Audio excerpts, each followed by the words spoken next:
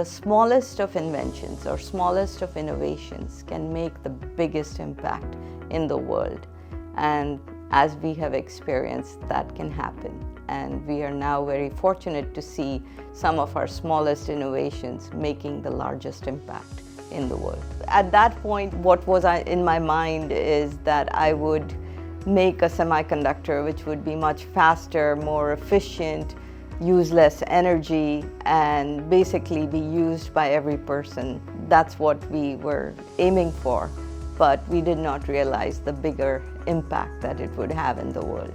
So when Sinmat began the journey of looking how to polish these really hard materials, those materials were really not used in industry, whether it was silicon carbide, gallium nitride, or even looking at polishing of diamond.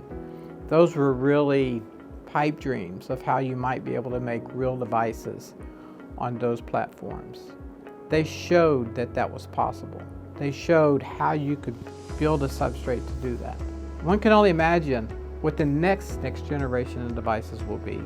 They will need substrates that are similarly complex, difficult to deal with, and difficult to polish.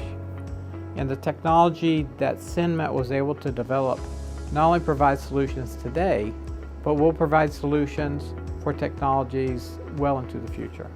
We wanted to do something more than just have patents. We wanted to bring it out to the marketplace, and that's when we decided to commercialize our technologies and use the help from UF in starting a company and moving forward. Sinmat really was able to build upon what is that relationship between UF and our startup companies in a very unique way, building upon what they had learned, building upon what they could garner from the University of Florida, and from that they were able to develop product and capabilities that really allowed them to market their products worldwide.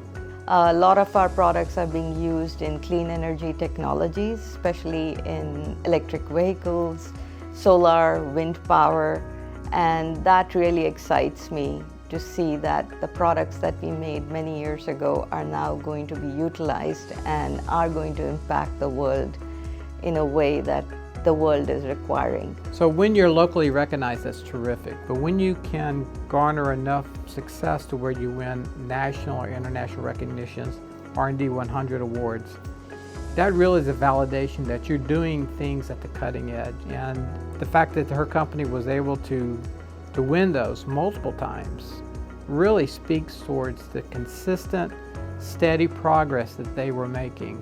The R&D 100 awards are considered as the Oscars of innovation, and they are given to 100 technology products across the world every year. So you have to be very special to get this award. When we won 4 R&D 100 awards in consecutive years, that was a testament for our team that they were doing a good job, and it really meant a lot to them and me. So in addition to being really fantastic scientist and a great leader of a company, Deepika is also a remarkable person, very personable, great person to get to know. Personal philosophy is, I think it is very important to fail. Only when you fail, you learn so much more that you couldn't have learned otherwise. So that is one. Secondly, I believe in the work-life balance. You can't work so hard that you forget to live the life that you're working for.